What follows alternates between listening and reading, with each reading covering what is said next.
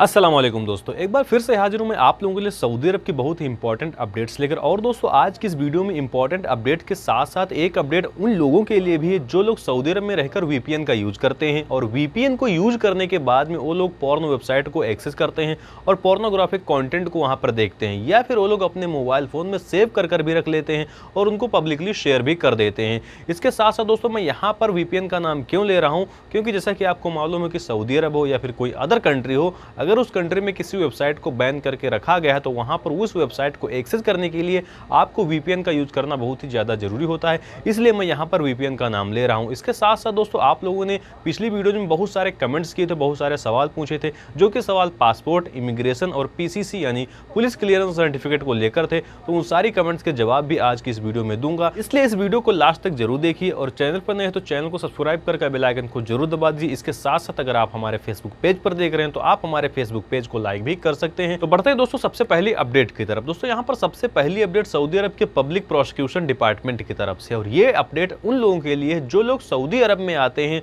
और यहाँ पर आने के बाद वो किसी डॉक्टर के अंदर उसके असिस्टेंट या फिर हेल्थ प्रैक्टिशनर का काम करते हैं। तो यहाँ पर मिनिस्ट्री ने कहा है कि सऊदी अरब में जो भी लोग हेल्थ प्रैक्टिशनर या फिर अपना असिस्टेंट रखते हैं तो वो लोग ये चीज का ख्याल रखें कि जो आपने नर्स या फिर हेल्थ प्रैक्टिशनर रखा है या फिर असिस्टेंट रखा है उसे किसी इलीगल रिक्रूटमेंट कंपनी ने तो नहीं आपके वहां लाकर रिक्रूट कर दिया है। इसके साथ आपको यह भी पता होना चाहिए कि जिस रिक्रूटमेंट कंपनी ने आपको ये बंदा दिया है उस कंपनी का लाइसेंस लीगल है या इलीगल है, या फिर उस कंपनी के पास लाइसेंस है या फिर नहीं है। इसके साथ साथ दोस्तों मिनिस्ट्री ने यहाँ पर और बताया है कि आपको एक और चीज का ख्याल रखना है कि जिस बंदे को आपने अपने वहां पर एज ए असिस्टेंट रखा हुआ है उसने कहीं इलीगल तरीके से प्रैक्टिस किसी जगह पर तो नहीं की है, क्योंकि मिनिस्ट्री ने बताया कि किसी भी असिस्टेंट या फिर किसी भी नर्स का काम जो होता है वो बहुत जिम्मेदारी वाला होता है। और इसको लेकर सऊदी अरेबिया के ministry of health Saudi security authorities के साथ मिलकर काम कर रही है और इसको लेकर ही कुछ दिन पहले लोगों को गिरफ्तार भी किया गया था। दोस्तों इस पूरी न्यूज का मतलब यह है कि अगर आप सऊदी अरब में इस प्रोफेशन में आते हैं तो सबसे पहले आपको दो चीजों का ख्याल रखना है कि आप किसी इलीगल तरीके से अपनी प्रैक्टिस को तो नहीं कंप्लीट कर रहे हैं। इसके अलावा जो कंपनी आपको रिक्रूटमेंट दे रही, जो कंपनी आपको सऊदी अरब भेज रही,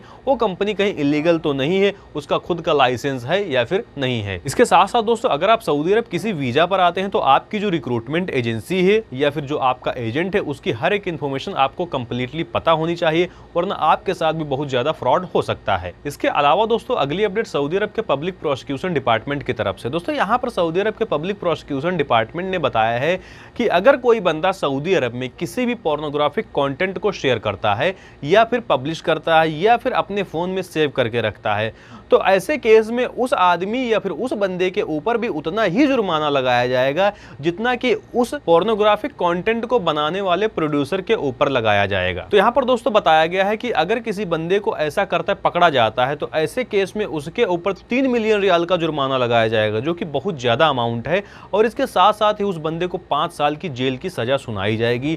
तो ये सब करने से पहले आपको एक चीज ध्यान में रखना है कि अगर आप इस कंटेंट को किसी भी सोशल मीडिया प्लेटफॉर्म पर शेयर करते हैं या फिर इसके अलावा किसी बंदे को आप सेंड करते हैं और वो बंदा अगर आपका दुश्मन निकलता है तो ऐसे केस में आपको फंसाने के लिए आपके प्लेटफॉर्म का सिर्फ एक स्क्रीनशॉट ही काफी है। इसके अलावा दोस्तों अगली अपडेट सऊदी अरब की जवाजात की तरफ से, और ये अपडेट उन लोगों के लिए जो लोग सऊदी अरब में किसी फैमिली विजिट वीजा पर अपने बच्चे को सऊदी अरब बुलाते हैं और वो चाहते हैं कि वो अपने बच्चे के विजिट वीजा को यहाँ सऊदी अरब के इकामे में कन्वर्ट कर सके। तो यहाँ पर सऊदी अरब ने बताया है कि अब ऐसा करना पॉसिबल है, लेकिन यहाँ पर उन्होंने 3 शर्तें रखी है। अगर आप इन तीनों शर्तों में फुलफिल होते हैं तो आप अपने बच्चे के फैमिली विजिट वीजा को सऊदी अरब के इकामे में कन्वर्ट करा सकते हैं। दोस्तों इसमें लगने वाले डॉक्यूमेंट्स की लिस्ट मैं इस वीडियो के डिस्क्रिप्शन में दे दूंगा, आप वहां पर जाकर रीड कर सकते हैं। बाकी शर्तें मैं आपको बता देता हूं। तो यहाँ पर दोस्तों जवाजात ने सबसे पहली शर्त में बताया है कि जिस बच्चे का वीजा आप कन्वर्ट कराना चाहते हैं सबसे पहले उसकी एज 18 साल से ज्यादा नहीं होनी चाहिए। दूसरी शर्त में बताया गया है कि उस बच्चे का जो वीजा है वो एक्सपायर नहीं होना चाहिए। और तीसरी और सबसे इंपॉर्टेंट शर्त में यह बताया गया है कि उस बच्चे के माता पिता का इकामा सऊदी अरब का होना चाहिए। तो ये सारी कंडीशन है, बाकी आप इनमें लगने वाले डॉक्यूमेंट्स की लिस्ट आप जाकर यहाँ डिस्क्रिप्शन बॉक्स में पढ़ सकते हैं। तो दोस्तों ये तो हो गई सऊदी अरब की अपडेट्स। इसके साथ साथ यहाँ पर जैसा कि मैंने आपको बताया कि आप लोगों ने बहुत सारे कमेंट्स किए हैं, तो चलिए उन कमेंट्स का भी एक एक करके जवाब दे देता हूँ। यहाँ पर दोस्तों सबसे पहला सवाल है अली पूछने वाले, सर कितना टाइम लगता है ज्यादा से ज्यादा? अगर आप पीसीसी की बात कर रहे हैं भाई तो यहाँ पर आपको 1 हफ्ते से 2 हफ्ते के अंदर आपको पीसीसी मिल जाता है। इसके अलावा अगला सवाल पूछने वाले मोहम्मद गुफरान भाई लिखते हैं, भाई मेरा वीजा 18 अगस्त को पासपोर्ट पासपोर्ट पर स्टाम्प हो गया है और मेरा टिकट 15 सितंबर को है, तो क्या मुझे भी पीसीसी करवाना पड़ेगा? बिल्कुल नहीं भाई, आपको नहीं करवाना पड़ेगा। इसके अलावा दोस्तों यहाँ पर अगला सवाल पूछने वाले हैं मोनू एज, ये लिखते हैं कि पीसीसी कितने दिन के लिए होता है, कब खत्म होता है? तो भाई किसी भी पीसीसी की वैलिडिटी 6 महीने की होती है, लेकिन इसके साथ साथ एक कंडीशन और रखी जाती है कि जब तक के आपके नाम पर कोई केस दर्ज ना हो जाए, कि मैं यहाँ पर किसी बड़े केस की बात कर रहा हूँ, कोई छोटे मोटे केस की बात नहीं कर रहा हूँ। इसके अलावा दोस्तों यहाँ पर अगला सवाल पूछने वाले हैं मिस्टर मोहम्मद अकरम जी, लिखते हैं सर पीसीसी की अपॉइंटमेंट 20 नवंबर से पहले नहीं मिल रही है और मेरा मेडिकल भी करवा लिया है, यहाँ पर पीसीसी को मैक्सिमम 4 मंथ लग सकते हैं, हम क्या करें सर? तो भाई ये अब जो प्रॉब्लम है सिर्फ आपको नहीं हो रही, बहुत से लोगों को हो रही।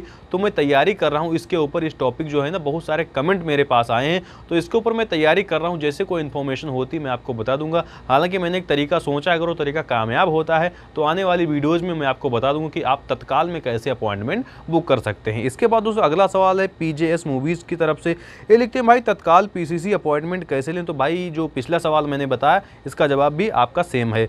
इसके बाद दोस्तों यहाँ पर अगला सवाल है मुसीबुल्लाह बुदोइदी साहब, लिखते पीसीसी कराने के लिए क्या क्या डॉक्यूमेंट चाहिए? भाई आपने जिस वीडियो पे कमेंट किया है उस वीडियो के डिस्क्रिप्शन बॉक्स में आपको सारे डॉक्यूमेंट्स की लिस्ट मिल जाएगी।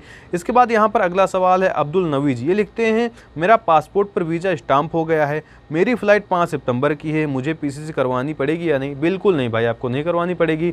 उसके बाद यहाँ पर दोस्तों अगला सवाल है इमरान खोकार जी का, लिखते हैं भाई सऊदी के लिए क्या पीसीसी या फिर सब कंट्री के लिए पीसीसी कंपलसरी है? तो भाई मैं आपको बता दूं कि अभी सिर्फ सऊदी की बात हो रही, तो यहाँ पर सिर्फ सऊदी के लिए भी कंपलसरी है। बाकी कंट्री के बारे में अगर कोई इन्फॉर्मेशन होती तो मैं आपको बताऊंगा। तो इस सवाल के साथ साथ दोस्तों आप लोगों के सारे सवाल खत्म हो चुके हैं, और अगर आपका कोई दूसरा सवाल है तो आप कमेंट सेक्शन में जाइए, अपना सवाल लिखिए, मैं इंशाल्लाह अगली वीडियो में आपके सवाल का जवाब जरूर दूंगा। मिलते हैं आपको अगली वीडियो में किसी अगले टॉपिक के साथ। अगर आपका कोई सवाल है तो हमेशा की तरह कमेंट का सेक्शन खुला हुआ है।